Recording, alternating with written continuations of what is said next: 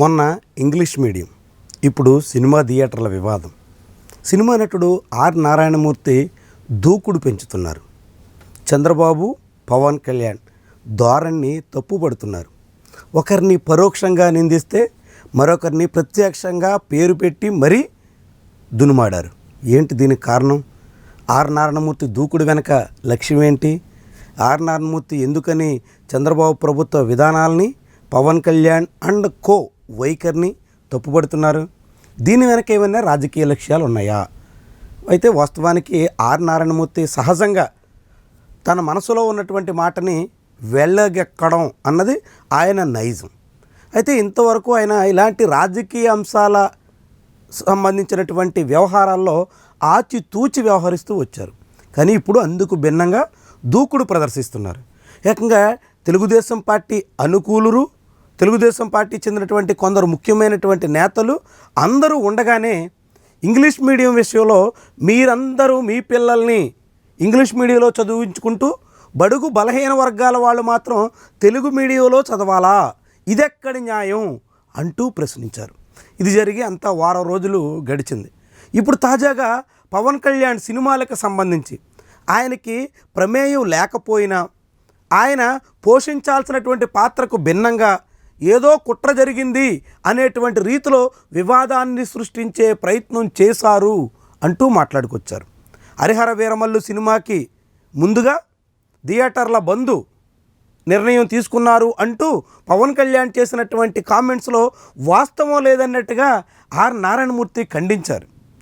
ఏదైనా ఒక థియేటర్ల బంద్ పాటించాలంటే కనీసం 3 వారాల గడువు ముందుగా నోటీసులు ఇస్తారని, పవన్ కళ్యాణ్ సినిమా విడుదల 12వ తారీఖున జూన్లో జరగాల్సి ఉంటే జూన్ 1వ తారీఖున 2 వారాలు కూడా లేకుండా ఎలా బంద్ పాటిస్తారని, ఈ విషయం పవన్ కళ్యాణ్కు తెలియదా అంటూ నారాయణమూర్తి బహిరంగంగానే నిలదీశారు. ఆసక్తికరమైనటువంటి వ్యవహారం. తెలుగుదేశం పార్టీని విధానపరంగా ఖండించినటువంటి నారాయణమూర్తి పవన్ కళ్యాణ్ని కాసింత అత్యుత్సాహం ప్రదర్శించారా అన్నట్టుగా తప్పుపట్టారు. చాలా విశేషమైనటువంటి వ్యవహారం.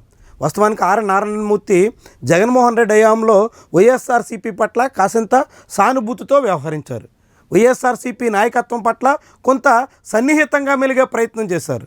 ఆఖరికి సినీ ప్రముఖులంతా జగన్మోహన్ రెడ్డిని కలిసినటువంటి సమయంలో ఆర్ నారాయణమూర్తి కూడా ఆ సమావేశంలో ముఖ్యమైనటువంటి భూమిక పోషించారు. ఆ నేపథ్యంలోనే ఇప్పుడు టీడీపీ, జనసేన పార్టీల వైఖరిని తప్పుపట్టేందుకు సిద్ధమవుతున్నారా?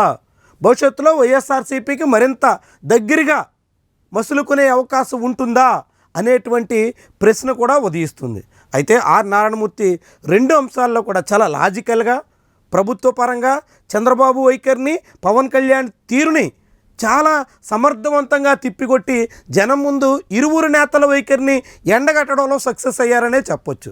ఆర్ నారాయణమూర్తి లేవనెత్తినటువంటి అంశాలకి ఇరువురి దగ్గర సమాధానాలు లేవు. ఎందుకంటే చంద్రబాబు నాయుడు తన కుమారుడు లోకేష్ విద్యాశాఖ మంత్రి కుమారుడు దేవాన్ష్ని ఇంగ్లీష్ మీడియంలోనే చదివిస్తున్నారు. మరి వాళ్ళ పిల్లలు ఇంగ్లీష్ మీడియంలో చదివిస్తూ మిగిలినటువంటి సామాన్యుల పిల్లలకి ఇంగ్లీష్ మీడియం వద్దని చెప్పడం ఎలా సమంజసం అంటూ ఆర్ నారాయణమూర్తి వేసినటువంటి ప్రశ్నకి సమాధానం లేదు. ఇక టాలీవుడ్లో సినీ రంగ సమస్యలన్నీ తెలిసినటువంటి నాయకుడిగా పవన్ కళ్యాణ్ సినిమా రంగ ప్రముఖులతో పిలిచి మాట్లాడి చర్చించి సమస్య పరిష్కరించుకోవాల్సినటువంటి దశలో అందులో కుట్ర జరిగింది, అదంతా నా మీదే జరిగింది, నన్నేదో చేయడానికి ప్రయత్నం చేస్తున్నారు అనేటువంటి రీతిలో ఉప ముఖ్యమంత్రి కార్యాలయం నుంచే ప్రకటన ఇవ్వడం ఏ రకంగా సమర్థనీయం అంటూ ఆర్ నారాయణమూర్తి వేసినటువంటి ప్రశ్నకు కూడా పవన్ కళ్యాణ్ శిబిరం నుంచి సమాధానం కష్టం. ఇలా లాజికల్గా ఇరుపక్షాలని కార్నర్ చేసే రీతిలో ఆర్ నారాయణమూర్తి వ్యవహరించినటువంటి తీరు ఇప్పుడు చాలామందిని ఆకట్టుకుంటుంది. అయితే ఆర్ నారాయణమూర్తి దీని వెనకాల ఏదైనా లక్ష్యంతో చేస్తున్నారా, లేకుంటే ఆయన సహజమైనటువంటి ధోరణిలో ఇరువురిని తప్పుపట్టే పద్ధతికే పరిమితమవుతున్నారా? ఇవన్నీ కూడా భవిష్యత్తులో ఆర్ నారాయణమూర్తి తీరును బట్టి తేలుతుంది. నిజంగానే రాజకీయ లక్ష్యాలు కానీ, భవిష్యత్తులో ఏమైనా రాజకీయ ఉద్దేశాలు కానీ ఉంటే అవన్నీ కూడా అతి త్వరలోనే వెల్లడయ్యే అవకాశం కూడా ఉంటుంది.